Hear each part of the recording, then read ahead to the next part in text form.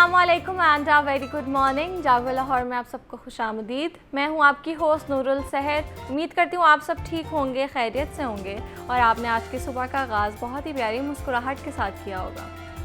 Viewers, आज बात करेंगे हमारे बचपन के बारे में कि बचपन हमारा कितना खूबसूरत होता था। बहन भाइयों का एक ही कमरे में खेलना, एक ही प्लेट में खाना खाना, एक दूसरे की चीज़ें इस्तेमाल करना और अगर किसी एक को डांट पड़ जाए तो दूसरों का भी उदास हो जाना या फिर खुश होना। उस वक्त ना जायदाद का पता होता था, ना हिस्से का, ना हिसाब किताब का, सिर्फ रिश्ता होता था और बहुत ज़्यादा मोहब्बत। लेकिन फिर वक्त बदलता है, उम्र बढ़ती है और ज़िम्मेदारियाँ भी बढ़ जाती हैं और कभी कभी पैसा, जायदाद या कारोबार रिश्तों में वो दीवार खड़ी कर देते हैं जो बरसों की मोहब्बत भी नहीं कर पाती। वो बहन भाई जो एक दूसरे के बगैर नहीं रह सकते, आज एक दूसरे से बात करना भी पसंद नहीं करते। ईदें भी अलग हो जाती हैं, खुशियाँ भी अलग हो जाती हैं और दुख भी अलग हो जाते हैं। तो ज़रा सोचें, जिस जायदाद के लिए हम अपने रिश्ते तोड़ देते हैं, क्या वो कभी माँ की दुआ, भाई के कंधे या बहन की मोहब्बत की जगह ले सकती है? नो डाउट पैसा जो है वो हमारी ज़िंदगी को आसान ज़रूर बना देता है, लेकिन अपनों की कमी कभी भी पूरा नहीं कर सकता। अगर किसी बात पर नाराज़गी है तो पहल करने में देर ना करें। एक फ़ोन कॉल, एक सलाम या एक माफ़ी बहुत से बंद दरवाजे खोल सकती है। और व्यूअर्स, ये बिल्कुल नॉर्मल है कि इख्तलाफ होता है, आपके डिफरेंस ऑफ ओपिनियंस होते हैं, इख्तलाफ हर घर में होते हैं, लेकिन अगर रिश्ते बच जाएँ तो हर मसले का हल निकल आता है। तो याद रखें, पैसा दोबारा कमाया जा सकता है, कारोबार भी आपका दोबारा खड़ा हो सकता है, लेकिन टूटे हुए रिश्ते दोबारा जोड़ना बहुत मुश्किल हो जाता है। इसलिए अपने हिस्से से पहले अपने रिश्ते बचाने की कोशिश कीजिए, क्योंकि ज़िंदगी के आखिरी सफ़र में इंसान को ज़मीन का नहीं, अपने लोगों का साथ याद आता है। तो इसी खूबसूरत सोच के साथ हम आज के शो का आगाज़ करते हैं। आगे बढ़ते हैं अपने सेगमेंट के जानिब और आज हम बात करेंगे खून पतला करने वाली अद्वियात के बारे में, क्योंकि अक्सर लोग ये समझते हैं कि ये अद्वियात सिर्फ हार्ट अटैक से बचाने के लिए होती हैं, जबकि हकीकत इससे कहीं ज़्यादा है। आज हम जानेंगे कि ये अद्वियात कैसे काम करती हैं, किन बीमारियों में ये फ़ायदेमंद है और क्या ऐसी अद्वियात वाकई हार्ट अटैक से बचा सकती हैं, और सबसे अहम बात, अगर इन्हें ख़ुद से हम बग़ैर डॉक्टर के मशवरे के इस्तेमाल करें तो कितना ख़तरा हो सकता है। और इसके साथ साथ ये भी जानेंगे कि नौजवानों में दिल की बीमारियों के जो इश्यूज़ हैं वो इतने ज़्यादा क्यों बढ़े हैं। और इस पर बात करने के लिए मेरे साथ मौजूद हैं हार्ट स्पेशलिस्ट डॉक्टर जवाद। अस्सलाम वालेकुम, कैसे हैं आप? वालेकुम सलाम जी। डॉक्टर साहब, सबसे पहले तो बताएं कि हम देखते हैं कि अक्सर कहा जाता है कि आप अपनी फ़िज़िकल एक्टिविटी जो है वो रखें, एक्सरसाइज करें, डाइट अच्छी रखें, तो आपको बहुत से मसाइल हैं वो नहीं होंगे। लेकिन हम आजकल देखते हैं जो हमारे यंग बच्चे हैं, अक्सर जो जिम भी जाते हैं, उनको भी हार्ट अटैक हो रहा है। तो ऐसा क्यों है, इसकी वजह क्या है? बेसिकली हार्ट अटैक की मेन वजह जो है वो है यंग बच्चों के अंदर जो फास्ट फूड है, बाहर का खाना है, प्लस ब्लड प्रेशर का कंट्रोल ना करना। ये दो, मतलब अगर हम बात करें तो ये दो मेन वजूहत बनती है। बाहर का खाना खाते हैं, उसमें कोलेस्ट्रॉल होता है, कोलेस्ट्रॉल खून की नालियों में जाता है, वो फंसता है, अल्टीमेटली जो हार्ट को खून नहीं मिलता, जब हार्ट को ब्लड नहीं मिलता तो अल्टीमेटली जो है वो हार्ट अटैक होने के चांसेस बढ़ जाते हैं। ठीक है। अच्छा डॉक्टर साहब, ये बताएं कि जंक फूड के अलावा कौन सी ऐसी आदत हैं जिससे कि हमारी जो हार्ट हेल्थ है वो बहुत ज़्यादा मुतासर हो रही है? फ़िज़िकल एक्टिविटीज़ नहीं रही। पहले आपको याद होगा जब हम छोटे भी होते थे, या सारे मामले लोग बाहर जाते थे, बागों में, सड़कों पे भी लोग वॉक कर रहे होते थे, क्रिकेट खेल रहे होते थे, सारे मामला। तो आजकल के जो यंग्स हैं, टीन एज हैं या छोटे बच्चे हैं, अब देखें वो किसी न किसी मोबाइल के ऊपर या किसी डिवाइस पे लगे हुए हैं। सो फिज़िकल एक्टिविटी का टाइम जो था वो अब बहुत ज़्यादा कट आउट हो चुका है। आपस में कज़न्स खेलते होते थे, पकड़म पकड़ाई, ये मतलब they used to play actually. So अब बेसिकली ऐसा कोई मामला नहीं रहा। अब वो लोग डिवाइस पे डिपेंडेंट हो गए हैं और उसके बाद में फ़िज़िकल एक्टिविटी ख़त्म हो गई है। लाइफस्टाइल काफ़ी ज़्यादा जो है वो चेंज हो चुका है पहले से। ठीक है। अच्छा, ये बताएं कि नेचुरली हम कैसे अपने ब्लड को पतला रख सकते हैं? नेचुरली ब्लड पतला रखने की ज़रूरत भी नहीं है एक्चुअली। मतलब अगर आप देखें तो आप नॉर्मल एक ब्लड फ्लो चल रहा है बॉडी के अंदर, उसको एक सर्टेन एज तक, जब तक आपके कोलेस्ट्रॉल या ऐसे प्रॉब्लम्स नहीं है तो उसे पतला करने की कोई ज़रूरत नहीं है। बहुत सारी मिथ्स हैं, ये खा लें, अदरक लहसुन इधर उधर, लेकिन इन चीज़ों से कोई फ़र्क नहीं पड़ता।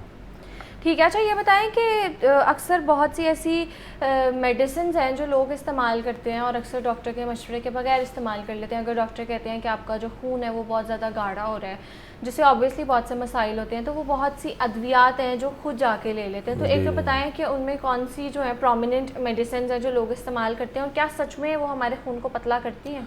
डेफिनेटली खून पतला करने की गोलियां हैं जो कि खानी चाहिए, लेकिन डॉक्टर की हिदायत के मुताबिक। मतलब आप खुद जाएं यूजली एक बड़ा अच्छा सा ट्रेंड बना हुआ है यहाँ पे, जाते हैं फार्मेसी वाले को बोल देते हैं भाई खून पतला करने की दवाई दे दो, वो जो है वो दवाई दे देता है, वो खाना शुरू कर देते हैं। अल्टीमेटली फालिज भी हो सकता है ऐसे ना, मतलब खून की नस फट सकती है खून ज़्यादा पतला होने की वजह से। सो आपने खून पतला करने की दवाई खानी है, लेकिन डॉक्टर की हिदायत के मुताबिक। अगर डॉक्टर चाहे तो अपनी चॉइस से नहीं खाने की, मुझे लग रहा है मेरा खून गाढ़ा हो गया है और मैं इसे खामखा पतला करना चाह रहा हूँ या करना चाह रही हूँ, तो ऐसा कुछ नहीं है। खून का एक फ़्लो है, लेकिन आप मतलब किसी कार्डियोलॉजिस्ट से, या कार्डियोलॉजिस्ट नहीं भी हो तो अगर दस्तयाब हैं तो किसी डॉक्टर को दिखाएं। अगर वो मतलब उसको ऐसा लगे कि खून पतला होना चाहिए, तो फिर वो डेफिनेटली ऐसी मेडिसिन आपको देंगे। और डेफिनेटली खून पतला करने की दवाई होती है और वो खून पतला तो वो करती किस तरह काम करती है, कैसे हमारी बॉडी में वर्क करती है? बेसिकली एंटी प्लेटलेट्स होते हैं। हम अगर बात करें, एस्प्रिन है, क्लोपिडोग्रिल है, ये दोनों मेडिसिन जो है ये एंटी प्लेटलेट्स हैं। तो फिर इनका ये काम होता है कि ये प्लेटलेट को तोड़ती हुई जा रही होती हैं। प्लेटलेट्स जो हैं वो बेसिकली जमा होके और अल्टीमेटली कोलेस्ट्रॉल बढ़ाने के चांसेस उसके साथ होते हैं।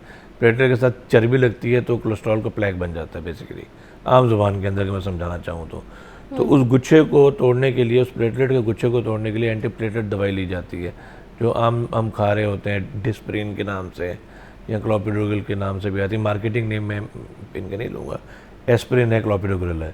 सो ये दोनों गोलियाँ कॉमनली ओवर द काउंटर मिलती हैं, लेकिन इसका सही इस्तेमाल ज़रूरी है।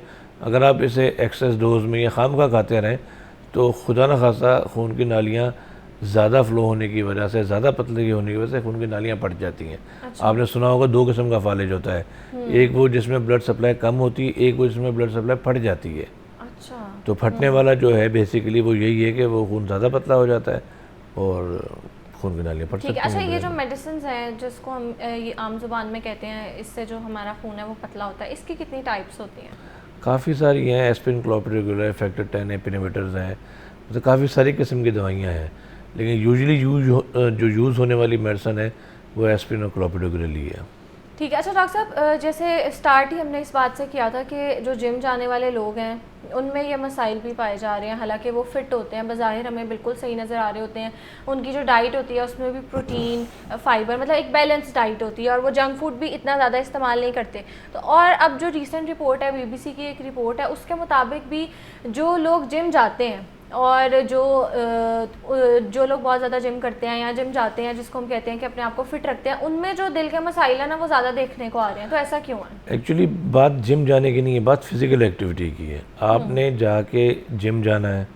जिम वालों के साथ बड़ा एक प्रॉब्लम है कि उनको मसल मास बनाने का बड़ा शौक़ होता है, उसकी वजह से वो स्टीरॉइड्स ले रहे होते हैं। अब जब आप स्टीरॉइड्स लेंगे तो डेफिनेटली आपको हार्ट अटैक होने के या मतलब फालिज होने के चांसेस ज़्यादा बढ़ जाते हैं। सो बेसिकली पॉइंट जिम जाने का नहीं है, पॉइंट ये है कि आपने फिज़िकल एक्टिविटी करनी है। पैदल चलें, थोड़ा सा भागें, साइकिलिंग करें, कुछ भी ऐसा करें, लेकिन जिम जाना कोई मतलब वो नहीं है। आज से 50 साल पहले कौन जाता था जिम? कोई भी नहीं, कोई कॉन्सेप्ट ही नहीं था, लेकिन वो सारे फिज़िकली एक्टिव लोग थे, 100 साल वो लोग मतलब करते थे सर्वाइव। सो पॉइंट है कि अपनी फ़िज़िकल एक्टिव अपने आप को रखना है, उसमें वॉकिंग है, उसमें जॉगिंग है, भागना दौड़ना है, बस ये मामला है। और जिम वालों में डेफिनेटली ज़्यादा, क्योंकि वो लोग स्टीरॉइड्स ले रहे हैं ना मसल मास बनाने के लिए और बॉडी शेपिंग के लिए स्टीरॉइड्स यूज़ करते हैं। और जब भी कोई बंदा स्टीरॉइड यूज़ करेगा तो इस तरह की कॉम्प्लिकेशन हो सकती है। ठीक है। अच्छा डॉक्टर साहब, ये बताएं कि कहा जाता है कि अगर आपको चोट लगी है, आपके साथ कोई भी एक्सीडेंट हुआ है, आपको ब्लीडिंग हो गई है ना, तो वो उतनी डेंजरस नहीं है जितनी इंटरनल ब्लीडिंग डेंजरस है, क्योंकि अक्सर आपको पता ही नहीं लगता। आप कहते हैं चलें ठीक है, चोट लगी है, कुछ भी नहीं हुआ, और आप अपनी डेली एक्टिविटीज़ में मसरूफ़ हो जाते हैं। तो इंटरनल जब ब्लीडिंग होती है उसके क्या सिम्टम्स होते हैं और हमारी बॉडी कैसे हमें अलर्ट करती है? इंटरनल ब्लीडिंग के देखें, अगर हम सर की बात करें, हेड की बात करें, तो वही जैसे मैंने बोला, खून पतला होने की वजह से खून की नाली फटेगी। अब खून की नाली फटेगी तो अगर हम सिर्फ सर की बात करें तो मरीज़ को फालिज हो जाएगा। नीचे आ जाए हम, इसोफिगस मतलब ये जो पांतड़ियाँ है, खून की नाली, सॉरी खाने वाली नाली है जो, इसमें इसोफिजियल वायरसेस होते हैं। कुछ मेडिसिन ऐसी हैं जो खाने की वजह से आपकी जो है अंदरूनी खुराक की नाली फट सकती है, मैदा फट सकता है। अच्छा। आगे चले जाएँ, स्मॉल इंटेस्टाइन है, छोटी आंत उसको कहते हैं, लार्ज इंटेस्टाइन है, इन सब के अंदर वायरसेस हो सकते हैं। सो डेफिनेटली वो बहुत ज़्यादा ख़तरनाक है और उनका इस तरह पता भी नहीं चलता। उल्टी आएगी खून की तो पता चलेगा कि खून की नालियों में कोई मसला है। ऊपर से पखाने वाली जगह तक का ये मामला होता है, मुंह से लेके पखाने वाली जगह तक का, उसमें कहीं भी वायरसेस हो सकते हैं। सो उसका पता तो ये कि या तो बाथरूम में खून आए या तो फिर उल्टी आए। और सेम अगर सर में मामला होता है तो उसका हमें पहले पता चल जाता है, फालिज के सिम्टम्स आना शुरू हो जाते हैं। ठीक है, कॉलर है मेरे साथ। अस्सलाम वालेकुम वकार। वालेकुम सलाम। जी वकार, सवाल मेरा कीजिए। सवाल ये था कि मेरा जो कोलेस्ट्रॉल लेवल है ना वो थोड़ा सा हाई रहता है। पिछले लास्ट ईयर से मैं उसको कम करने के लिए जो है ना एक्सरसाइज भी कर रहा हूँ और साथ वॉक भी कर रहा हूँ, मगर जब टेस्ट करवाता हूँ ना तो वो उसी लेवल के ऊपर मेंटेन रहता है।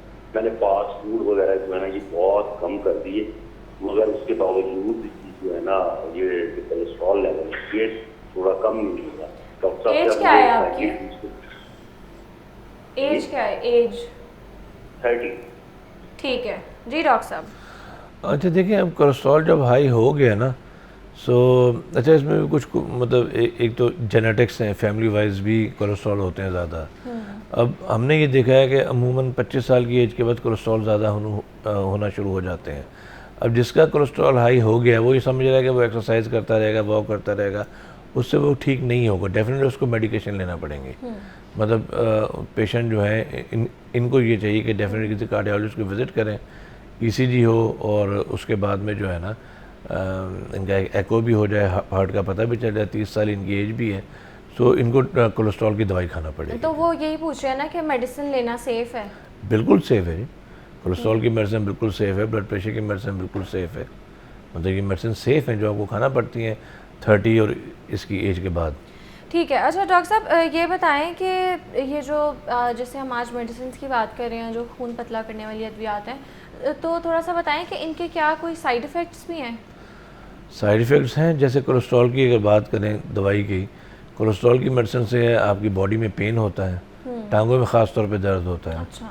ठीक है। और उसके बाद में ब्लड प्रेशर की मेडिसिन अगर आप ओवरडोज ले लेते हैं, ज़्यादा ले लेते हैं, डेफिनेटली ब्लड प्रेशर कम होगा, चक्कर आना शुरू हो जाएंगे। तो हर मेडिसिन की एक्सेस यूज़ या बग़ैर डॉक्टर की तजवीज़ किए हुए उसका यूज़ करना वो डेफिनेटली हार्मफुल तो है। यहाँ पे बड़ा ट्रेंड है, पंजाब में फार्मेसी पे जाते हैं और कहते हैं भाई ये खुराक बना दो। बिल्कुल ऐसे ये बड़ा कॉन्सेप्ट है यहाँ पे। या किसी की प्रिस्क्रिप्शन होती है ना घर में और आपको वो सिम्टम्स आते हैं तो आप वो लेके चले जाते हो कि हमें भी ये वाली दवाइयाँ दे दें। ऐसा ही है। तो इस किस्म के कोई मामला हों तो डेफिनेटली जो है उसमें तबीयत ख़राब होने के डेफिनेटली चांसेस हैं। अच्छा, जो लोग ये मेडिसिन ले रहे होते हैं तो अगर उनका कोई ऑपरेशन हो तो कहा जाता है कि जैसे दांत का उनका कोई रूट कनाल है, कोई और दांत से रिलेटेड मसला है, तो उन्होंने ऑपरेशन करवाना है, कोई सर्जरी करवानी है, तो वो थोड़े दिन पहले स्टॉप कर देनी चाहिए ये मेडिसिन? जी ऐसा ही। अगर हम बात करें कोई पेशेंट है जिसे कार्डियक इशू है, वो एस्पिरिन क्लोपिडोग्रेल दोनों ले रहा है, सो हम उसकी जो है एस्पिरिन या क्लोपिडोग्रेल जो भी कार्डियोलॉजिस्ट उस वक्त समझे, 3 दिन प्रोसीजर से पहले, 1 दिन प्रोसीजर वाला और 3 दिन बाद हम 7 दिन के लिए बंद कर देते हैं यूजुअली, और वो सेफ़ है, 7 डेज़ में कोई ऐसा प्रॉब्लम नहीं होता। तो जैसे किसी ने अगर टूथ एक्सट्रैक्शन, रूट कनाल के लिए जाना है, सो जैसे मेरे पास भी लोग आते हैं फिटनेस लेने के लिए, सो मैं टोटल 7 डेज़ के लिए जो है ना वो गोली बंद कर। ठीक है। अच्छा डॉक्टर साहब, आपके पास जो पेशेंट्स आते हैं आप उनको क्या गाइड करते हैं, कैसे वो अपनी हार्ट हेल्थ को बेहतर कर सकते हैं? हार्ट हेल्थ को बेहतर करने का सिंपल ये तरीका है कि कोई 30+ है तो वर्ल्ड वाइड जो है यूजुअली अगर यूएसए की बात करूं तो उसमें तो ये होता है कि हर बंदा इंश्योर्ड होता है। सो एक जो है ना एक बेसिक प्रोफाइल है, केमिस्ट्री है, उसमें सीबीसी, लिपिड प्रोफाइल, HbA1c, ये जो सारे खून के टेस्ट हैं ये एवरी ईयरली वो लोग करवाते हैं। उसमें ECG भी आ गई और जैसे 40 पे टच करते हैं हॉल्टर मॉनिटरिंग भी होती है साल में 1 दफ़ा। तो मतलब इस तरह अपनी बेसिक्स लैब्स लाजमी करवानी चाहिए। हम लोग क्या करते हैं, हम लोग खाने में 10,000 रुपये खर्च कर देंगे एक रात में जाके, साल में 1 दफ़ा अपने ऊपर 10,000 खर्च नहीं करेंगे अपनी सेहत पे। हम लोगों का ट्रेंड ये, और फिर हर चीज़ का ब्लेम हम दे देते हैं गवर्नमेंट दे। मतलब जब रोटी आप 20,000 रुपये की खा लेते हो जाके तो 10,000 के खून के टेस्ट भी करवा लो, सिंपल सी बात है ना, मतलब आप खाना खा सकते हैं, शादियों पे जाते हैं, महंगे कपड़े पहनते हैं, थोड़ा बहुत अपनी हेल्थ पे भी खर्च कर लेना चाहिए। बिल्कुल ऐसे। अच्छा डॉक्टर साहब ये बताइए कि आजकल हम देखते हैं जो सप्लीमेंट्स है ना वो बहुत ज़्यादा कॉमन हो गए हैं, हर कोई उनको प्रमोट भी कर रहे हैं, तो हार्ट हेल्थ के लिए भी मार्केट में काफ़ी सप्लीमेंट्स आए हुए हैं, तो बगैर डॉक्टर की प्रिस्क्रिप्शन के या प्रिस्क्राइब के बगैर क्या हम उनको ले सकते हैं? डेफिनेटली कोई ऐसी चीज़ नहीं लेनी चाहिए जो कि बहुत सारे सप्लीमेंट्स चल रहे हैं और लोग खुद ही लेना शुरू कर देते हैं। ये कोई मल्टीविटामिन नहीं है पूरी बॉडी के लिए, हार्ट एक सेपरेट ऑर्गन है और डेफिनेटली ये बगैर कार्डियोलॉजिस्ट की एडवाइस के नहीं है आपने कुछ भी ठीक है। करना अच्छा, तो डाइट में हमें क्या क्या चीज़ें अपनी ऐड करनी चाहिए? आपने ये तो बता दिया कि जंक फूड या बाहर की जो चीज़ें हैं उनको माइनस कर दें, तो कौन सी चीज़ें लाजमी हम अपनी डाइट में ऐड करें? चाहिए। सबसे बेहतर तो फ्रूट्स हैं, आप फ्रूट्स लें या वेजिटेबल्स लें। फ्रूट्स में मतलब बहुत कम चांसेस होते हैं कि वो कार्बोहाइड्रेट और फिर फैट में कन्वर्ट हो। सब्जियां हैं, ऑलमोस्ट सारी जो सब्जियां आप खा सकते हैं उसके अंदर जो है कार्बोहाइड्रेट ना होने के बराबर है। उसके बाद में वाइट मीट लें, फ़िश है, चिकन है, मटन आप ले सकते हैं, वंस अ वीक आप ले लें। और रेड मीट मतलब कोशिश करें कि ना ही लें, और मतलब ये चीज़ें हैं फ्रेश। अच्छा, ये जो हम स्नैक्स खाते हैं, जैसे हमें भूख लगी है तो हमने बिस्किट्स ले लिए हैं या कोई चिप्स ले लिए हैं, तो क्या ये खाना सही है? नहीं, बेकरी आइटम्स तो वैसे भी ठीक नहीं है। मतलब अगर आप बात करती हैं बिस्किट्स की तो वो तो मतलब बिल्कुल ठीक नहीं है, उसमें फैट भी है, कार्बोहाइड्रेट्स भी हैं। ऐसी चीज़ें कोशिश करें ना लें। आपको भूख लग रही है, वेजिटेबल ले लें, खीरा, गाजर, कोई भी इस किस्म की चीज़ एक अच्छा खासा बॉल बना के भी आप खा लें तो उससे कोई फ़र्क नहीं पड़ता। 3 दफ़ा खा लें आप रोज़ भले। ठीक है, तो आज हम बात कर रहे थे कि ऐसी अद्वियात जो कि हमारे ब्लड को पतला करती हैं उनको किस तरह इस्तेमाल करना चाहिए और उनके साइड इफ़ेक्ट्स क्या हैं, किन लोगों को बिल्कुल भी इस्तेमाल नहीं करना चाहिए, और अपनी हार्ट हेल्थ को बेहतर करने के लिए कौन कौन सी चीज़ें हैं जो हमें बिल्कुल अपनी रूटीन से माइनस कर देनी चाहिए। तो इस पर बात करने के लिए मेरे साथ मौजूद है heart specialist doctor Jawad Rafiq. Thank you so much for your thank you time. जी, वेलकम। You welcome. एक ब्रेक के बाद दोबारा मिलते हैं।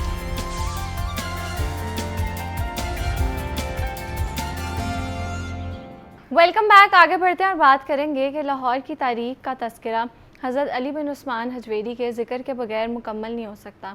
इन्हें हम दाता गंज बख्श के नाम से भी जानते हैं। सूफ़ीज़म में सबसे ऊपर मकाम रखने वाले शेख अली हजवेरी ने बरसगीर में इस्लाम की इशाअत और लोगों की इस्लाह के लिए कलीदी किरदार अदा किया था।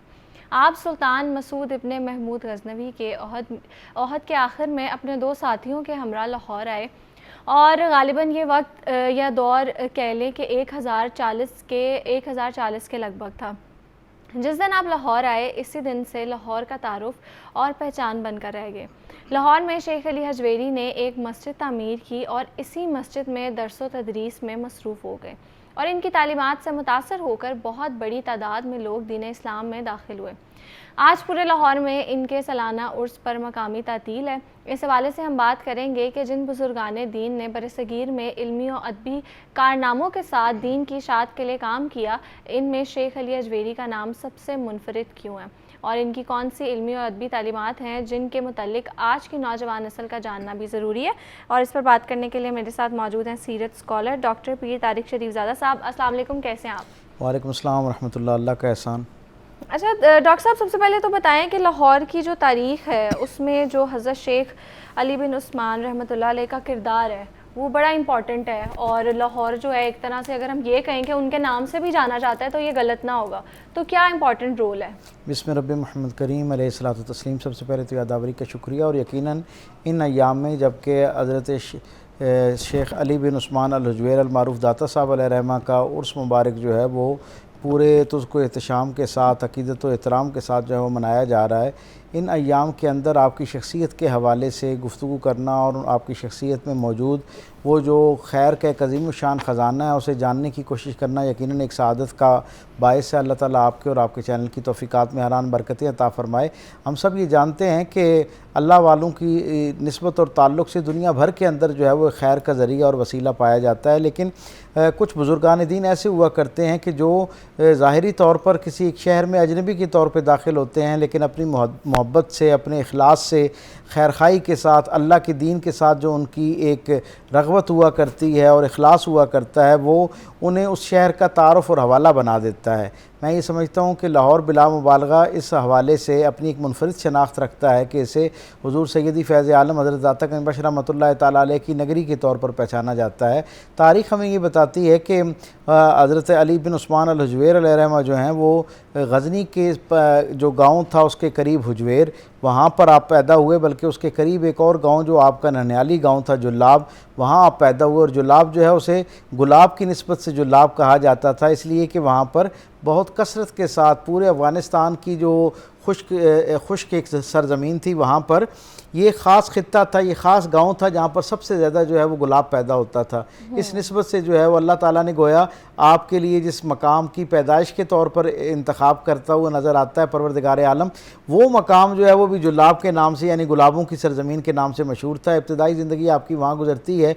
400 हिजरी के अंदर आप दुनिया में तशरीफ़ लाते हैं और ज़ाहरी तौर पर 465 हिजरी तक 65 बरस का आपका ज़माना है। लेकिन इसमें क्या खुश नसीबी है अहले लाहौर की कि ज़ाहरी तौर पर आपने अपने बुनियादी जो दीन के उलूम थे, कुरान पाक का हिफ्ज़ करना और बुनियादी असासी दीनी तालीमात जो हैं कुरान और हदीस की और फ़िक़्ह की, वो तालीम हासिल करने के बाद जब आप रूहानियत के सफ़र पर निकले तो तारीख़ हमें ये बताती है कि आपने अफ़गानिस्तान और पाकिस्तान के अलावा इस वक्त दुनिया के नक्शे के ऊपर मौजूद 16 ममालिक जो है उनका दौरा किया, यानी इतनी कसरत के साथ जो है वो सफ़र किया। और फिर सफ़र के अख्तिताम के तौर पर जब आप हज के लिए गए और हज करने के बाद सरकार दो आलम सल्लल्लाहु अलैहि वसल्लम के रोज़ा मुबारक पर पहुँचे और वहाँ पर सरकार ख़त्मी मरतबत सल्लल्लाहु अलैहि वसल्लम ने ख्वाब के ज़रिए आपको ये बशारत और हिदायतनामा जारी किया कि आप लाहौर का इंतखाब करें और वहाँ जाएँ और वहाँ जाके गोया जो शिरकिस्तान बन चुका है वहाँ पे अल्लाह की तौहीद खालिस जो है उसके हवाले से अपनी मेहनत जो है उसका आगाज़ करें और लोगों के दिलों से वो जो गफलत का जंग है, वो जो अल्लाह के बारे में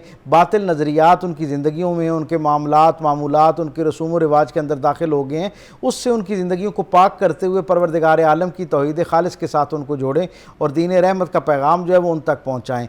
तारीख़ ये बताती है कि आप जो है ना वहाँ से तशरीफ़ लाते हैं और लाहौर का ये ख़ास इम्तियाज़, आपको सैयद हुजवेर तो कहते हैं लेकिन मैं आपको सैयद लाहौर कह के ज़्यादा राहत महसूस करता हूँ, इसलिए कि आपकी 65 बरस की ज़िंदगी में से 34 बरस जो हैं एक्सक्लूसिवली इस शहर के साथ मंसूब हैं। आपने इस शहर के अंदर जब आप तशरीफ़ लाए तो हम जानते हैं, तारीख़ बताती है कि यहाँ पर राय राजू नाम का एक हुक्मरान जो है वो हुकूमत कर रहा था और वो लोगों के ऊपर यानी वो एक नायब हुक्मरान के तौर पर मरकज़ की जो हुकूमत थी दिल्ली से, वो भी उसकी भी तायद उसको हासिल थी और वो जादू और शोबदाकारी और इन चीज़ों के साथ जो है ना उसका बड़ा शगफ़ था। वो ख़ुद भी जादू में महारत हासिल कर रहा था और उसके इर्द गिर्द जो है वो जादुओं को एक जम्मे गफ़ीर था।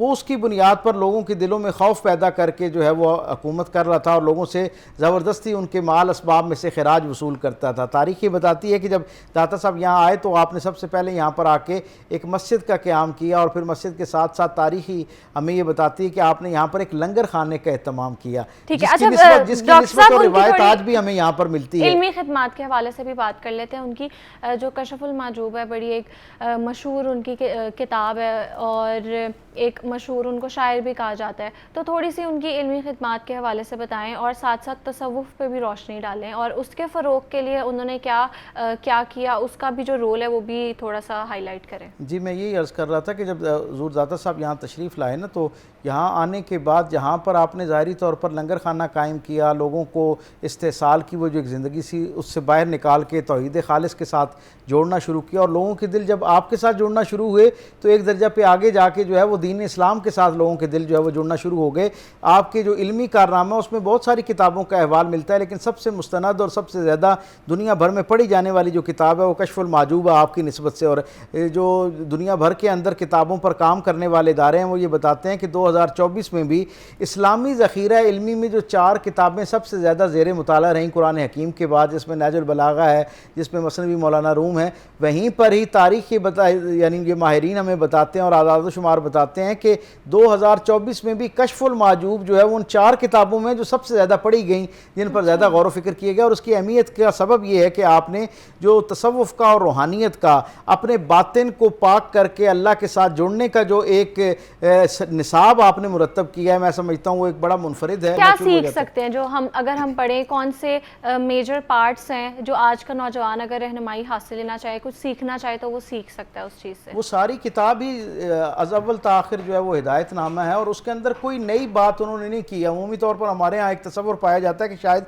तसव्वुफ़ जो है वो कोई दीन की जो असासी तकाज़े हैं उनसे हट के कोई मामला है। दीन के इत्र का नाम जो है ना वो तसव्वुफ़ है, यानी वो जो एक बुनियादी तौर पर दीन एक हमें ज़ाहिरी तौर पर हुकूक और फ़राइज़ के एक ज़ैल में से, इबादात के एक निज़ाम में से गुजार कर जो हमारी तरबियत कर रहा होता है, उसका मकसद ही ये हुआ करता है कि बंदा रूहानी तौर पर इस दर्जे की तहारत हासिल कर ले, इस दर्जे की पाकीज़गी हासिल कर ले कि उसके लिए अपने रब के साथ जुड़ना और हर वक्त अपना एक ताल्लुक़ कायम करना आसान हो जाए।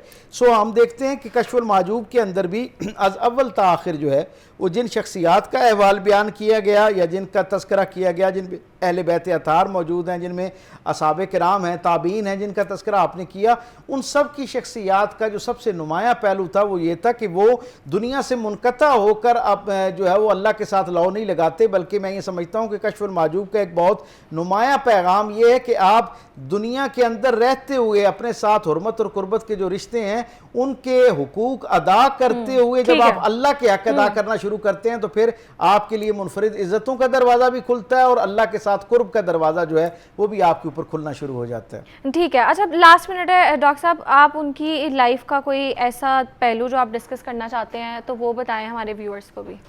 हुज़ूर दाता साहब का अव्वल ताखिर जो शख्सियत का हवाला एक तालिब इल्म के तौर पे मुझ तक पहुँचता है वो ये है कि आपकी तबीयत के अंदर बहुत आला दर्जे की कुशादगी पाई जाती है, कुशादा ज़र्फ़ी पाई जाती है, और ये जो है वो आपके यहाँ हाथ की सखावत भी पाई जाती है और मिजाज की सखावत भी पाई जाती है। यानी आप अपने ज़माने में आप देखें ना, जब आप आए तो चंद मुसलमान गिनती के यहाँ मौजूद थे, और फिर आपकी मेहनत का नतीजा ये है कि एक बड़ा तबका जो है वो आपकी ज़िंदगी के अंदर ही हल्का बगोश इस्लाम हो जाता है। और फिर तारीख़ हमें ये बताती है कि आपके मुतक़िदीन जो हैं या आप यानी आपके यहाँ किस दर्जे की बाकी मज़ाहिब और नज़रियात के बारे में कुशादगी पाई जाती है। बस इसका एक मंजरनामा आपके सामीन और नाज़रीन को उसमें शरीक करना है कि आपके कुछ मोहब्बत करने वाले जो हैं वो जो भाटी गेट हम जानते हैं दाता दरबार के करीब करके, इस भाटी गेट के गिर्द जो आबादी थी इसमें से कुछ लोग आपके हाथ पर इस्लाम कबूल कर गए और उन्होंने ये चाहा कि इसे दाता की नगरी कहना शुरू कर दिया जाए, दाता नगर कहना शुरू कर दिया जाए। अक्सरियत अभी इस निज़ाम के साथ, इस्लाम के साथ जुड़ी हुई नहीं थी। उन्होंने इस पर तशवीश का इजहार किया। दाता साहब को जब ये खबर हुई तो आप खुद तशरीफ़ ले गए और आपने कहा कि यहाँ की अक्सरियत क्योंकि ये चाहती है कि इसका नाम भाटी रहे, इस इलाके का नाम, तो इसको यानी आप सब ने इसका नाम मेरे नाम से तब्दील नहीं करना बल्कि इसको भाटी गेट ही कह के पुकारना है, भाटी दरवाजे कहना। और तारीख ये बताती कि आपके हुस्न सलूक और कुशादगी की वजह से जब आप वापस अपने मस्कन पर पहुंचे, जो शायद 1 किलोमीटर का भी फासला नहीं बनता, जब आप वापस अपने मकाम उस मस्जिद में पहुंचे तो पीछे एक बड़ी तादाद जो भाटी गेट के इर्द गिर्द रहने वाले थे वो सारे आपके पास पहुंचे और उन्होंने आपके हाथ पर जो है वो इस्लाम कबूल किया कि जहां इतनी कुशादगी पाई जाती है जिस आदमी के मिजाज के अंदर यकीनन वो अल्लाह वाला हो सकता है और खैर वाला हो सकता है। हमें भी ये पैगाम मिलता है कि हम भी अपने मिजाज में अपने से मुख्तलिफ अकीदे और नजरियात रखने वाले लोगों के लिए ठीक है डॉक्टर साहब, ठीक है। तो आज हम बात कर रहे थे हज़रत अली उस्मान हजवेरी रहमतुल्लाह अलैह का जो रोल है सब कॉन्टिनेंट में वो क्या है और लाहौर को उनके नाम से जो जाना जाता है वो क्यों जाना जाता है और उनकी जो इल्मी खिदमात है वो क्या है। और इस पर बात करने के लिए मेरे साथ मौजूद थे सीरत स्कॉलर डॉक्टर पीर तारिक शरीफजादा साहब। Thank you so much for your time. आगे बढ़ते हैं और बात करेंगे कि इल्मी माहिरीन मैट्रिक को तलबा के लिए जो तालीमी कैरियर है उसकी पहली सीढ़ी समझते हैं और उनके मुताबिक एक कामयाब जो कैरियर है उस तक पहुंचने वाली जो पहली सीढ़ी है उसका आगाज़ यहीं से होता है। और फिर आजकल कॉलेज में एडमिशन होने के दौरान मिलने वाले जो ब्रेक है उसको ज़ाया नहीं किया जाता बल्कि इसका फ़ायदा उठाते हुए कुछ ऐसे कोर्सेज़ हैं जिनको हम शॉर्ट कोर्सेज़ कहते हैं उसको इम्पॉर्टेंस दी जाती है। और अक्सर जो तलबा हैं या अगर वो शॉर्ट कोर्सेज़ नहीं कर रहे होते तो वो इस वक्त को ज़ाया नहीं करते, कुछ सीख लेते हैं या कोई प्री क्लासेस ले लेते हैं। तो आज हम इसी हवाले से बात करेंगे और इस पर बात करने के लिए मेरे साथ मौजूद है कैरियर काउंसलर अब्दुर्रहमान। अस्सलाम वालेकुम, कैसे हैं आप? All good. Thank you so very much for having me on the show. You're welcome. Abdurrahman, सबसे पहले तो बताएं कि मैट्रिक और इंटर के बाद ना एक ब्रेक मिलती है जो कि पहले तो लोग एंजॉय करते थे लेकिन अब जो हैं उनको पता चल गया कि हमने कुछ करना है तो वो ना सीखते हैं, कोई भी कोर्स है वो सीख लेते हैं या प्री क्लासेस लेना स्टार्ट कर देते हैं। तो कौन से ऐसे कोर्सेज हैं जो आजकल लोगों को करने चाहिए, क्योंकि अक्सर बच्चे ना कंफ्यूज भी बहुत ज़्यादा होते हैं मैट्रिक के बाद स्पेशली कि आगे क्या करना है, तो किस तरह चूज़ करें और क्या चूज़ करें? बहुत अच्छा सवाल है नूर, और मैं समझता हूँ कि जो टाइम है जिस टाइम फ्रेम की हम बात करें, एकेडमिक टाइम फ्रेम की जो हम बात करें जिसमें मैट्रिक है और उसके बाद के वेकेशंस हैं और फिर इंटरमीडिएट इंटरमीडिएट है और उसके बाद के वेकेशंस हैं। मैं समझता हूँ कि this is the intersection, like अगर आप मैट्रिक में हैं तो वो जो वेकेशन टाइम पीरियड है that is intersection toward your intermediate time frame, और अगर हम इंटरमीडिएट के बच्चे की बात करें तो वो वाला जो वेकेशन टाइम है that is an intersection toward your bachelor's life. So आप जब इस वेकेशन टाइम फ्रेम में हैं, इस टाइम जोन के अंदर हैं, आप इसको प्रोडक्टिव तरीके से, पॉजिटिव तरीके से बेहतर तरीके से आप यूटिलाइज कर सकते हैं। जिस तरह से आपने शॉर्ट कोर्सेज की बात की तो उसमें मैं अपने सुनने वालों को ये बताता चलूं कि देयर आर मल्टीपल कोर्सेज, लेकिन इस तरह नहीं है कि बहुत सारे लोगों ने, आपने देखा होगा कि आप कभी भी मार्केट चले जाएं तो बहुत सारे लोगों ने जो है वो एक छोटी सी एक जगह किराए पर लेकर बाहर शॉर्ट कोर्सेज का बोर्ड लगाया होता है। सो उन जगहों को आप बेसिकली अवॉइड करें। द पर्सन जिससे आप वो कोर्स कर रहे हैं, वो प्लेटफॉर्म जिससे आप वो कोर्स करें, that should be a qualified platform. आपको ये देखना है कि वो प्लेटफॉर्म क्या सिर्फ वो एक ग्राफिक डिजाइनिंग का कोर्स ही करा रहा है, क्या वो सिर्फ एक एआई का कोर्स ही करा रहा है, या वो सिर्फ एक लिंग्विस्टिक्स का, कम्युनिकेशन का ही कोर्स करा रहा है। अगर इस तरह का कोई प्लेटफॉर्म है तो आप उसको अवॉइड करें। एक डाइवर्स, एक ब्रॉडर और एक बड़े प्लेटफॉर्म को आप रुजू करें, जिस तरह से मल्टीपल ऑनलाइन प्लेटफॉर्म्स हैं। मैं किसी को प्रेफरेबली मेंशन तो नहीं करता, लेकिन गूगल के ऊपर बहुत सारी प्रॉपर सर्टिफिकेशंस ऑथेंटिक सोर्सेज के साथ मौजूद हैं। आप उसकी थोड़ी सी ड्यू डिलिजेंस करें and you will be able to know कि आप कहां से वो प्रोग्राम्स जो हैं वो सीख सकते हैं, कर सकते हैं। अच्छा, अब अगर हम कैटेगराइज करें कि इन स्पेसिफिक कौन से कोर्सेज हैं जो इस कैटेगरी के स्टूडेंट्स जो हैं वो कर सकते हैं। For example the most important नूर, जो कि मैं देखता हूं कि कॉलेज के अंदर और यूनिवर्सिटी के अंदर बच्चे लैग करते हैं, और आपने भी ये चीज़ देखी होगी और यकीनन आप इससे इत्तेफाक करेंगे, दैट इज कम्युनिकेशन स्किल। अगर आपको पब्लिक स्पीकिंग स्किल नहीं है अगर आपके अंदर, अगर आप लोगों से कम्युनिकेट नहीं कर सकते, आप अपना पैगाम सामने वाले तक नहीं पहुंचा सकते, आई डोंट थिंक सो कि अगर आप बहुत पढ़ने, जिसको अल्फा स्टूडेंट भी कहते हैं, बहुत ज़्यादा आप पढ़ने वाले बच्चे भी हैं, अगर आप अपना पैगाम ही नहीं पहुंचा पा रहे, it will be very hard for you to survive in a superior level of environment. दूसरे नंबर पर ग्राफिक डिजाइनिंग आई थिंक बड़ी इंपॉर्टेंट चीज़ है। आप जब यूनिवर्सिटी में जाते हो, आप तो कॉलेज लेवल के ऊपर भी और इवन मैट्रिक लेवल पर भी आपको प्रेजेंटेशंस बनानी पड़ती हैं, आपको ग्राफिक्स क्रिएट करने पड़ते हैं, आपको अपना विजुअल पैगाम पहुंचाने के लिए बहुत ज़्यादा काम करना पड़ता है कंप्यूटर स्क्रीन के ऊपर। So I think that graphic designing का जो कोर्स है वो एक इंपॉर्टेंट कोर्स हो सकता है, और आप उसको अपने इंटरेस्ट के अकॉर्डिंगली आप उसको अडॉप्ट कर सकते हैं। तीसरे नंबर पर मैं जो बहुत ज़्यादा रिकमेंड करूंगा अपने तमाम सुनने वालों को, अपने देखने वालों को, वो ये है कि अगर आप ई कॉमर्स का कोई भी कोर्स कर सकें, it will bridge the gap जो कि बच्चों का ई कॉमर्स की तरफ है, या फिर डिजिटल स्किल लर्निंग की तरफ है और डिजिटल अर्निंग की तरफ है। सो ई कॉमर्स का कोर्स भी मैं आपको हाईली रिकमेंड करूंगा, लेकिन इस कोर्स को करने का ये मतलब नहीं है कि आप अपने पेरेंट्स की जो जमा पूंजी है वो लेकर आप किसी भी प्लेटफॉर्म पर लगा दें और उसको उड़ा दें। देखें, अगर कोई भी आइडिया आपके पास है, it should start from zero investment. Idea को कभी भी पैसों की जरूरत नहीं होती, इनफैक्ट पैसों को एक आइडिया की जरूरत होती है। अगर आपका कोई ऐसा आइडिया जो सिर्फ पैसों से चलेगा, it means that is not a good idea. और अगर आपके पास पैसे हैं तो उस पैसे को यूटिलाइज करने के लिए और उसको मल्टीप्लाई करने के लिए आपको एक अच्छे आइडिया की जरूरत पड़ेगी। सो इट मींस दैट कि आइडिया पैसे का मोहताज नहीं, इनफैक्ट मनी इज ऑब्लिगेटेड कि उसको एक अच्छे आइडिया की जरूरत पड़ती है। तो मैं ये भी बच्चों को क्लैरिफाई कर दूं। और last but not the least, अगर आप एआई का एक छोटा सा कोर्स, एक basic level course, for example prompt engineering है, आपने एआई से बात कैसे करनी है, आपने एक एआई बॉट को अपना पैगाम कैसे देना ताकि desired result, desired outcome. For example अगर मैं आपसे कहूं चैट जीपीटी है या जेमिनी है, दीज मॉड्यूल्स आर डिजाइन नूर इन अ वे कि वो आपके साथ फॉर एग्जाम्पल वो आपको प्रेज करता है। फॉर एग्जाम्पल चैट जीपीटी से आप कुछ भी कहें, वो कहेंगे you have said an amazing, yes sir वो करेगा, right? It is yes sir kind of a module. आप उसको ये बताएं कि आप मुझे एक्चुअल स्टैट्स, एक्चुअल एनालिसिस दें, even if it contradicts what I told you. फिर जो डेटा वो आपको प्रोवाइड करेगा, that will be the factual and actual data। अच्छा, अब्दुर्रहमान, एक और चीज़ मैं ऐड करूँ कि जैसे आपने बात की ना कि कम्युनिकेशन स्किल्स पे हमें काम करना चाहिए। हम जब यूनिवर्सिटी जाते हैं ना, बेशक हम किसी भी सब्जेक्ट में हम एडमिशन ले लें, जो प्रेजेंटेशन है वो मुझे लगता है कॉमन है। हर यूनिवर्सिटी में आपको जाना है डाइस पे और आपको प्रेजेंट करना है, लेकिन अनफॉर्चुनेटली जो स्कूल्स हैं ना उसमें ये चीज़ नहीं करवाई जाती, जो कॉलेज है उसमें ये चीज़ नहीं करवाई जाती। तो हमारे एक टीचर थे, उन्होंने ये क्वेश्चन रेज़ किया यूनिवर्सिटी में, जब आपकी जो 12 साल की एजुकेशन है उसमें आप नहीं सीख के आते कि आपने जो स्पीकिंग टेस्ट है वो क्या होता है, अनलेस अनटिल किसी ने आइल्स किया हो। बहुत कम स्कूल, जैसे मैं जिस स्कूल से पढ़ी हूँ वहाँ पे तो प्रॉपर डायलॉग करवाए जाते थे, आपको प्रॉपर 15 मिनट दिए जाते थे या 7 मिनट दिए जाते थे, एक टॉपिक पे आपने बोलना है।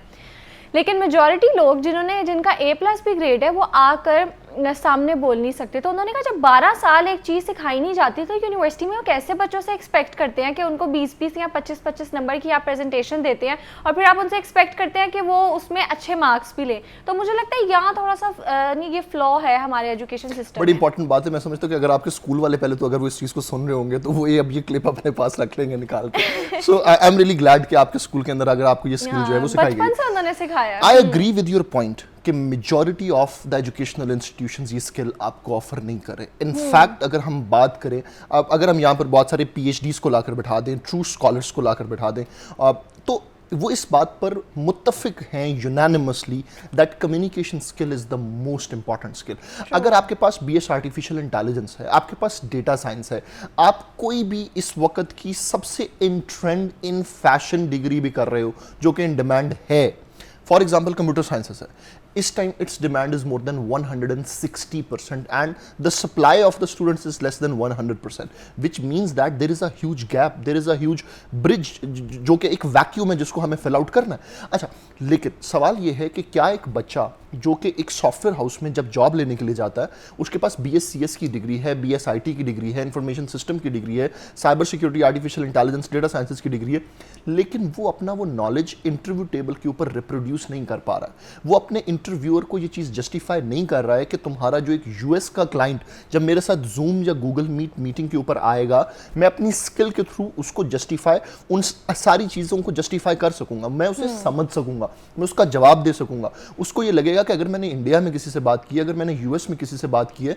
अगर मैंने UK में किसी से बात की है, this person is equally compatible, this person has equal potential, और ये उस लेवल पर जाकर मेरे से बात कर रहा है और मुझे उस चीज़ का जवाब दे पा रहा है। अगर ये सेंस आप डिलीवर नहीं कर पाए, चाहे आप डॉक्टर हैं, चाहे आप इंजीनियर हैं, चाहे आप एक IT स्पेशलिस्ट हैं, आप कभी भी एक अच्छी जॉब, एक अच्छा प्रोफेशन क्रैक नहीं कर सकेंगे। So I think it is the most important part कि अगर हमारे इंस्टीट्यूशन जो हैं वो कम्युनिकेशन स्किल, और उनको आपके स्कूल से भी सीखना चाहिए कि अगर वो उस डायलॉग का जो एक कल्चर है, वो जो ट्रेंड है, डिबेट्स तो फंडामेंटल पार्ट होना चाहिए। डिबेट्स के बगैर तो आपको डिग्री नहीं मिलनी चाहिए। और वो स्टार्ट यहाँ से करते हैं कि आपने शीशे के सामने खड़े होना है, एक आप हैं और एक अगला बंदा, वो अलग कैरेक्टर है लेकिन दोनों के लिए आपने बोलना है। Self fair is the most important thing. मैं हमेशा ये कहता हूँ कि जब भी पब्लिक इंटरेक्शन आप करते हैं, जितने भी हमारे ये मीडिया के लोग हैं, जितने भी लोग हैं जो पब्लिक एक्सपोजर हासिल करते हैं और पब्लिक में रहते हैं और वहां जाकर बात करते हैं, सबसे बड़ा fair is you use yourself. जब आप वो फेयर ब्रेक करते हो, आपको कोई और चीज डरा नहीं सकती।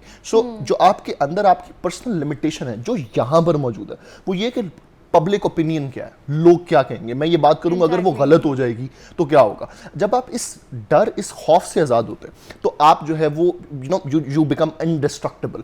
और ये कब होता है? जब आप प्रैक्टिस करते हो, जब आप खुद को वो गलती करने देते हो, जब आप एक गलती 2 से 3 दफ़ा दोहराते हो, आपको पता चलता है कि यार it's fine, it's perfectly fine to be wrong, but it is not fine कि अगर आपने वो चीज़ की ही नहीं है। सो अगर आप कोशिश कर रहे हैं और गलत कर रहे हैं, you have already won because you are exactly better than those people जिन्होंने अभी तक शुरू भी नहीं किया। So I always appreciate those people कि जो एटलीस्ट फील्ड में उतरकर मेहनत करते हैं, कोशिश करते हैं। आप 10 दफ़ा गलत करेंगे, 11th time it will be fine. So you should face your fears. बिल्कुल ऐसे ही। तो आज हम बात कर रहे थे कि कौन से ऐसे कोर्सेज हैं जो मैट्रिक और इंटर के जो स्टूडेंट्स हैं, जो उनको ब्रेक मिलता है इंटर के बाद और मैट्रिक के बाद, उसमें वो कर सकते हैं और वो आगे जाके भी उनको पॉलिश करता है, उनकी जो कैरेक्टर डेवलपमेंट है उसमें भी बहुत ज़्यादा हेल्प करता है। और उस पर बात करने के लिए मेरे साथ मौजूद थे career counsellor Abdul Rahman. Thank you so much for your time.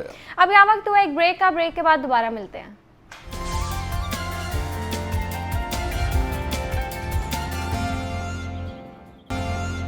Welcome back. आगे बढ़ते हैं और बात करेंगे कि हर किसी की ख्वाहिश होती है कि जो उसकी स्किन है वो ज़्यादा अरसे तक फ्रेश लगे और बहुत ज़्यादा यूथफुल लगे, लेकिन ये 25 या 30 इयर्स तक तो मुमकिन रहता है। इसके बाद मुख्तलिफ मसाइल और रीज़न्स की बिना पर हमारे चेहरे पर बहुत ज़्यादा रिंकल्स होना शुरू हो जाते हैं या हमारा चेहरा ख़राब होने लग जाता है या डल होने लग जाता है। तो इस पर आज बात करेंगे और साथ साथ फाइन लाइंस जो पड़ने लग जाती हैं उस पर बात करेंगे और कौन से ऐसे ट्रीटमेंट्स हैं जो हमारी स्किन को फ्रेश रखने के लिए बहुत फ़ायदेमंद साबित हो सकते हैं। इस पर बात करने के लिए मेरे साथ मौजूद हैं डॉक्टर बदिया इद्रीस, जो कि सीरिया में पैदा हुए। अस्सलाम वालेकुम सर, वेलकम टू जागो लाहौर। अस्सलाम वालेकुम, thank you very much for inviting me. You welcome. Sir सबसे पहले तो बताएं थोड़ा सा अपने बारे में, और you were born in Syria, कब आए Pakistan, tell us about your journey. Bismillahirrahmanirrahim. I am Dr. Badia Idris. Actually, I have a long journey in Pakistan. I am basically from Syria. I born and raised up in Syria. I visited many countries in the world. So I came to Pakistan previously in the earliest of 2000. Then after that, मैं पाकिस्तान को मुझे अच्छा लगा after visiting many more countries. So I relocated to Pakistan in 2011 or 12. Then after that, I have a long journey since then. I worked in Sheikh Zayed Hospital, did my master in surgery. Then after that, I did my American fellowship in regenerative medicine. And then I did my PhD in aesthetic from USA. But I Mashallah, prefer that's Pakistan great. to settle as a country.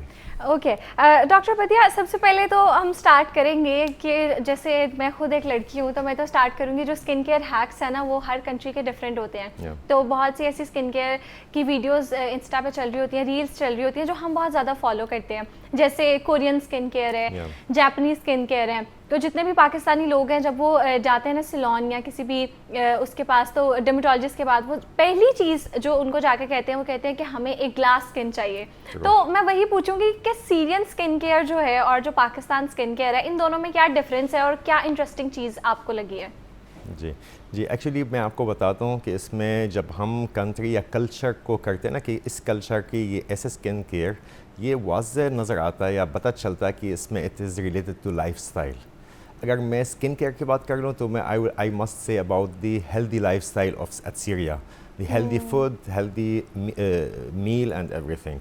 Pakistan और Syria अगर compare करें तो culture बहुत अच्छा है, दोनों की almost same है, but the awareness is more, you can say, in Syria, and the lifestyle like water.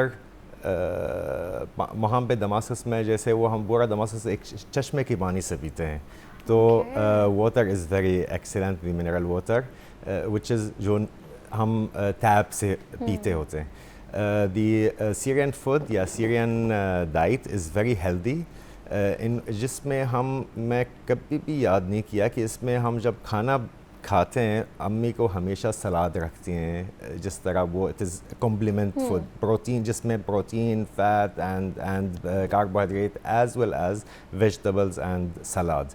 तो ये इसमें मैं कहता हूँ स्किन केयर के बारे में, और मैं हर अपनी क्लाइंट को कहता हूँ London aesthetic and rejuvenation centre में, as I had that one, so मैं अपने क्लाइंट्स को कहता हूँ कि if you drink water, plenty of water, और आप हेल्दी लाइफस्टाइल या हेल्दी मील खाते हैं तो उसमें आपको स्किन केयर में लाइक 50% आपको ज़रूरत नहीं होती है ऐसी ट्रीटमेंट लेने के लिए। बिल्कुल ऐसे ही है। ओके, अच्छा डॉक्टर साहब ये बताएं कि हम क्योंकि आज बात कर रहे हैं कोलेजन के बारे में, तो कोलेजन इज़ समथिंग जो कि बहुत इंपॉर्टेंट है और अब आकर लोगों को इस हवाले से थोड़ी सी अवेयरनेस मिली है। तो जैसे हमारी जो मिड 20s से लेट 20s में जो कोलेजन है वो 1% ईच ईयर वो कम होता है, और फिर आगे 30 से 45 या 40 तक उसकी जो परसेंटेज है वो 15 to 25 तक कम होती रहती है, और फिर 40 के बाद तो वो बहुत ज़्यादा कम हो जाता है। तो ऐसी क्या चीज़ें हम करें जिससे जो हमारा कोलेजन है वो जल्दी ख़त्म ना हो?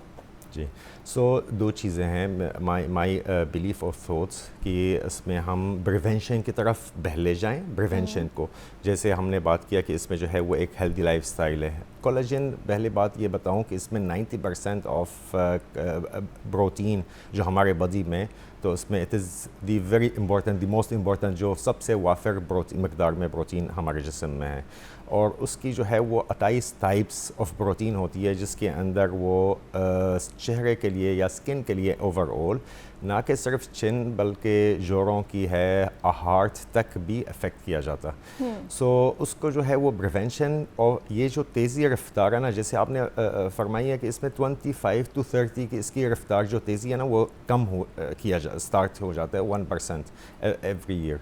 सो जब हम उसकी जैसे सन ब्लॉक करते हैं, सन ब्लॉक लगाते हैं, तो उसमें that is the most important और सबसे ज़्यादा डैमेज किया जाता है स्किन को हमारा, वो इसमें सन की शुआओं की वजह से, जो कि हम प्रीवियसली इतना अवेयरनेस नहीं थी पाकिस्तान UV में, rays, आजकल तो इतना अवेयरनेस हुआ है। So UV rays is the first thing to damage our collagen of the skin. Right. So उसको हम ये तेज़ी से रफ्तार जो है वो कम करने के लिए, इसके लिए रेटिनॉल, आजकल वो रेटिनॉइड या रेटिनॉल जो कि क्रीम हम लगाते या उसमें चेहरे पे लगाते तो रात को, तो that also it has some a lot of studies which show that it is good for improving the collagen जो स्किन में बनती है।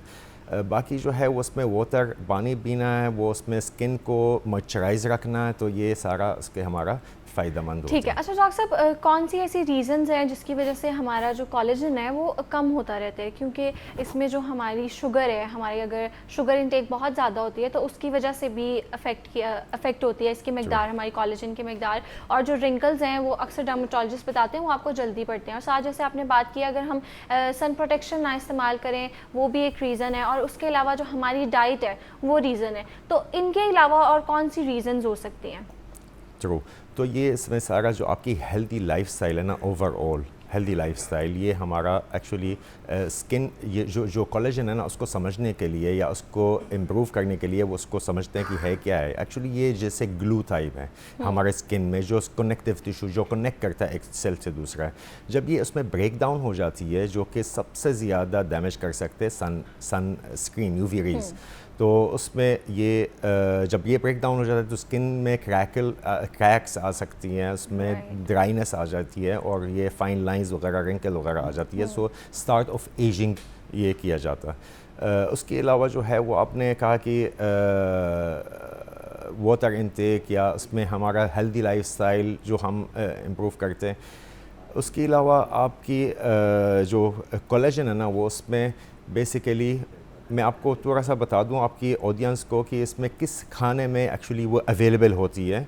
तो कि वो जैसे विटामिन सी है, अब vitamin see it is very important for the collagen को बनाने के लिए हमारे जिस्म में। सो विटामिन सी या एंटीऑक्सीडेंट जिसको कहते हैं, फ्री रेडिकल्स हैं, पोल्यूशन जो है वो उसमें बहुत मुतासर करती है।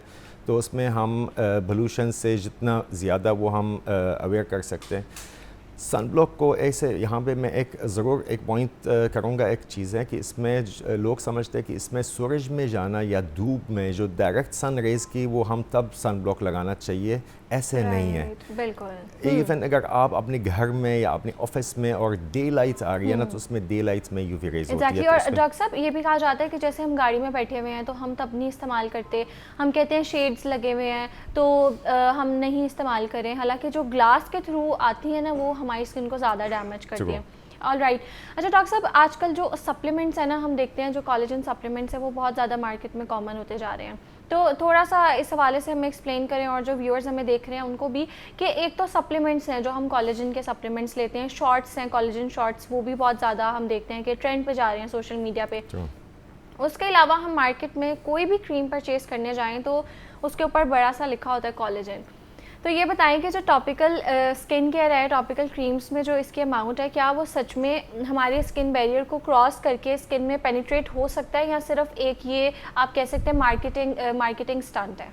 मैं आपको बताऊं, एक्चुअली वो आजकल इतना ओवर सैचुरेटेड होता है ना मार्केट्स में, तो उसमें हमेशा कोई भी स्किन केयर का यूज़ करने के से पहले या उसमें किसी मेडिसिन लेने से पहले तो अपनी डॉक्टर से ज़रूर रुजू करें। दूसरा ये है कि इसमें कोलेजन ऐसे नहीं है कि हम कोलेजन जब खाते, इवन जो पाउडर या कैप्सूल की सूरत में हम कोलेजन लेते हैं, ये नहीं है कि इसमें एज इट इज़ वही जाके वो हमारे स्किन में डिपॉजिट हो जाता है। बट ये इतना मतलब collagen is very complicated protein, तो उसमें जो है ये तो मतलब सिंपल फॉर्म में तो ये अब्जॉर्ब होगी और अमीनो एसिड बन जाती है। उसी अमीनो एसिड जो कि इम्पोर्टेंट है हमारे जिस्म के लिए, जो उसको बनाने में, वो वहाँ पे एज अ रॉ मटेरियल जाती है। मतलब ये नहीं है कि इसमें कोलेजन एज इट इज़ वो हमारे जिस्म में डिपॉजिट हो जाती है।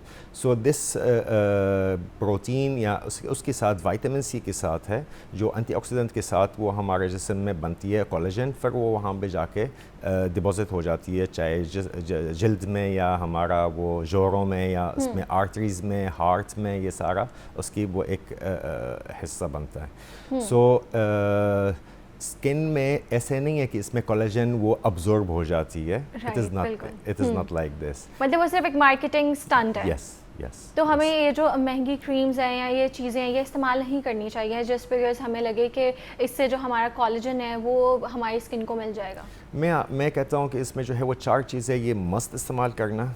इसमें keep it simple, sunblock, उसमें retinoid at night, vitamin C in the day, so जो एंटीऑक्सीडेंट एंड मॉइस्चराइज़र, ये 4 चीज़ें। और मैं अक्सर अपने क्लाइंट से मजाक के तौर पर कहता हूँ अगर ये इस्तेमाल ना करते तो आपकी ड्राइविंग लाइसेंस कैंसिल हो जानी चाहिए। Very important. ठीक है, तो आज हम बात कर रहे थे कि जो कोलेजन है उसका रोल हमारी बॉडी में क्या होता है और किस एज में जो है ये बनना कम हो जाता है और कैसे हम इसकी मिकदार को पूरा करें ताकि जो हमारी स्किन है वो बड़ी ज़्यादा यूथफुल लगे और जो फाइन लाइंस हैं वो भी हमें जल्दी ना पड़े।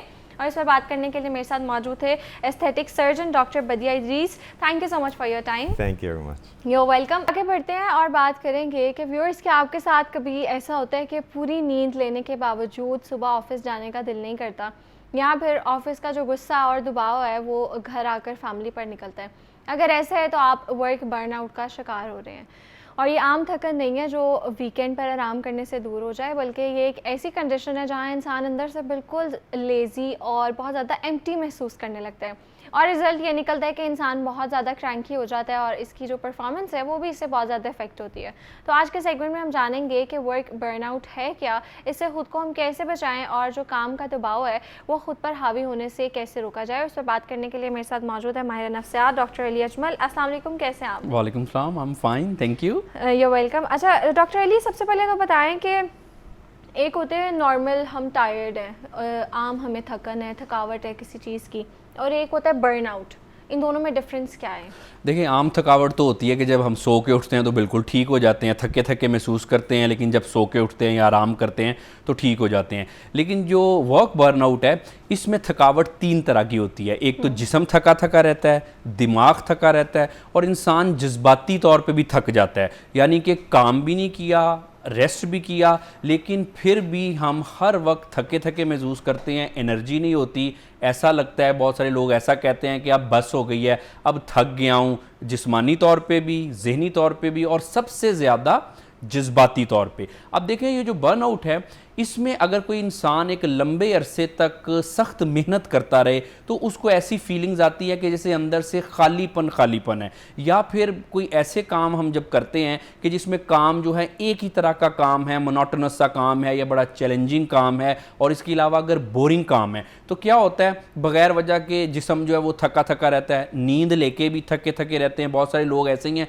वो बड़े बड़े ख्याली पुलाव पकाते हैं लेकिन काम नहीं होता, काम स्टार्ट ही नहीं होता, बर्नआउट। उसके बाद आप देखें कि जब ज़्यादा ओवर थिंकिंग करते हैं तो जहनी तौर पे ये थकावट की निशानी होती है कि काम करना नहीं है, बस सोचते जाना है, प्लान करते जाना है और ख्वाब बड़े बड़े काम करने की कोशिश भी करनी है लेकिन होता नहीं है, हर वक्त थका थका रहना।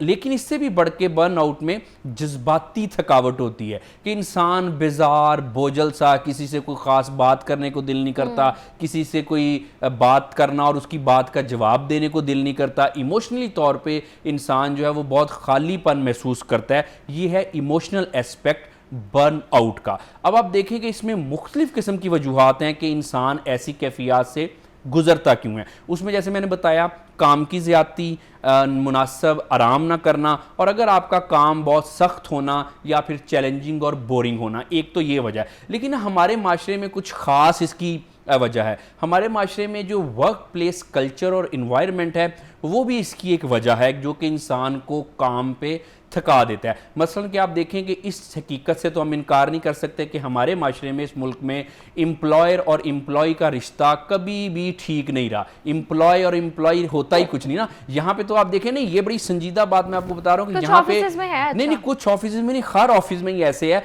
Doctor Ali, they will do everything but their own work, और उनकी अपनी बेशक कोई परफॉर्मेंस ना हो, उन्होंने ये जाके ऊपर बताना होता है। ये कर रहा था, ये कर रही नहीं थी, तो और देखो शायद ना, उनको ये- इसी चीज की सैलरी भी मिलती है या हायरिंग उनकी इसी चीज की तो हुई होती जी है। बिल्कुल भी, इसीलिए तो मैंने कहा ना जी कि ये जो लोग हैं इन्होंने पूरे इन्वायरमेंट को टॉक्सिक किया हुआ है Exactly. इनका, और आप कैसे कह सकते हैं ये काम नहीं करते? ये लोग यही काम करते हैं यही ना। काम करते हैं, बॉस की नजर में भी काम करते हैं, और ये जो इस तरह की खुशामद करना, ये चमचागिरी करना, ये कोई छोटा काम है? ये अपने काम के बड़े माहिर भी होते हैं ना। अच्छा, और मुझे लगता है जिन बॉसेस को जो मैनेजर्स हैं जिनको ये चीज़ें पसंद आती हैं या जो इन चीज़ों से इंप्रेस होते हैं, मुझे लगता है उनकी अपनी भी कोई क्रेडिबिलिटी नहीं होती, नहीं, वो obviously- अपने अच्छे मैनेजर नहीं होते। हम देखते हैं कि उनके नीचे जो चीज़ें हैं वो इतनी मिसमैनेज्ड हैं, but they don't care about that, क्योंकि उनको शायद फ़र्क नहीं पड़ता, या बस वो इन्हीं चीज़ों से खुश जी हो बिल्कुल, जाते हैं। क्योंकि अपने कॉम्प्लेक्सेस भी होते हैं ना, जो मैनेजर्स हैं वो भी तो इंसान है। बिल्कुल। अच्छा उनके डॉक्टर अपने- अली, एक और बड़ी इंपॉर्टेंट चीज़ है ओवर टाइम करना। ओवर टाइम करना जो है आजकल मैं देखती हूँ जो हमारे यंग बच्चे अब आ रहे हैं ना, जेनजी, उनको लगता है कि over time is not normal, लेकिन जो पुराने बॉस थे, मैं नहीं कहती हर ऑफिस में ऐसे होता है, अभी भी ये है कि आप अगर 5 बजे आपकी शिफ्ट खत्म है और 5 बजे आप जा रहे हो ना, तो आपको ऐसे साइड आई कराई जाती है जैसे पता नहीं आप गुनाह करके जा रहे हो। और बड़ी रील्स भी चल रही हैं, वो कहते हैं 5 बजे का मतलब 5 बजे जा रहे हो, तो आगे से कहते हैं कि भाई मेरी शिफ्ट 5 बजे की है, कहते तो मतलब तो आप 7 बजे जाओ, क्योंकि जो पुराने लोग बैठे हैं वो बेशक पूरा दिन कुछ भी नहीं कर रहे, दे जस्ट वांट कि आप टाइम पूरा करो, बेशक आप काम कोई भी ना करो। देखिए, एक होते हैं रियल वर्किंग और एक होते हैं एक्चुअल वर्किंग, और Right. इसमें ये Look फर्क busy, do होता है। nothing. एग्जैक्टली, इसमें ये होता है कि रियल और एक्चुअल वर्किंग और दो डिफरेंट चीजें हैं, कि आप काम के टाइम पे कितनी देर रहते हैं और आप एक्चुअल काम कितना करते हैं। इसीलिए तो मैं अक्सर कहता हूँ कि जेनजी जो है वो मेरी बड़ी फेवरेट जनरेशन है, बल्कि बड़ी क्या मेरी है सबसे ज्यादा फेवरेट जनरेशन है, कि इन्होंने वर्क प्लेस का और जो वर्क डायनामिक्स हैं इस माशरे में इन्होंने चेंज किए हैं। कि आप देखें ना, आप 5 बजे क्या बैठना है, आप रात को 9 बजे तक बैठते जाएं, लेकिन अगर आप कुछ कर ही नहीं रहे तो उसका कोई फायदा नहीं है। लेकिन अगर आप 5 बजे की बजाय 4 बजे भी चले जाएं और आप कुछ कर रहे हैं, काम कर रहे हैं, परफॉर्मेंस ज्यादा कर रहे हैं, तो जारी बात है वो अच्छा काम होता है। और आप देखें कि उसी ऑर्गेनाइजेशन में काम ज्यादा होता है जिसमें जो एम्प्लॉयज हैं वो परफॉर्मेंस ज्यादा बेहतर करते हैं, जो कि एनर्जेटिक होते हैं, जिनको एम्प्लॉयज, जिस ऑर्गेनाइजेशन के एम्प्लॉयज खुश होंगे उनको बर्नआउट भी नहीं होगा, वो ज्यादा डेडिकेशन से, मेहनत से काम भी करेंगे और उससे ऑर्गेनाइजेशन को भी फायदा होगा। क्योंकि देखें, जब ये ऑर्गेनाइजेशन का माहौल ऐसा होता है ना, तो लोगों को बर्नआउट तो होता है, लेकिन अल्टीमेटली आप देखें कि कोई भी है, चाहे मैनेजर नहीं समझ रहा या जूनियर नहीं समझ रही, अल्टीमेटली जो सफर करती है वो ऑर्गेनाइजेशन करती है। लेकिन जहां पे एम्प्लॉयज जो हैं वो खुश होते हैं, हैप्पी होते हैं, हेल्दी होते हैं, उनकी मेंटल हेल्थ अच्छी होती है, बर्नआउट नहीं होता, इमोशनली वो उस वर्क प्लेस में सेफ महसूस कर रहे होते हैं, उनको अपनी जॉब का मसला नहीं होता, वहां पे काम ज्यादा होता है, इफेक्टिव होता है, और आप देखें कि वहां पे बर्नआउट भी नहीं होती और ऑर्गेनाइजेशन तरक्की करती है। और डॉक्टर अली, ये मैं एक बात से कंक्लूड करूंगी कि अक्सर कहा जाता है कि जिन लोगों की कोई लाइफ नहीं होती ना ऑफिस से हटके, या जिन लोगों की कोई नहीं सुनता, कोई फ्रेंड्स नहीं होते रियल टाइम में, फैमिली भी नहीं सुनती, वो बस ऑफिस आके ना पॉइंटलेस मीटिंग्स कॉल करते रहते हैं और चेंज कुछ भी नहीं होता, रोज 2-2 घंटे की मीटिंग हो रही होती है। और उससे काम भी, ये मैं भी एक चीज ऐड कर दूं, उससे काम भी इफेक्ट होता है, ये बस कॉस्मेटिक मेजर्स होते हैं, इसका कोई फायदा नहीं होता। वहां पे काम ज्यादा होता है जहां पे एम्प्लॉयज को मुनासिब आराम मिले, उनका ख्याल किया जाए, उनको वो खुश रहें, वहां एनर्जेटिक भी होते हैं, बर्नआउट कम होता है, ऑर्गेनाइजेशन में काम भी ज्यादा होता है। एग्जैक्टली, वर्क बर्नआउट के हवाले से आज हम बात कर रहे थे और इससे हम कैसे बच सकते हैं, इस पर भी बात की, और इस पर बात करने के लिए मेरे साथ मौजूद है doctor Ali Ajmal. Thank you so much for your time. That's it for today. मिलते हैं कल इंशाल्लाह। अपना बहुत ज़्यादा ख्याल रखें। अल्लाह हाफ़िज़।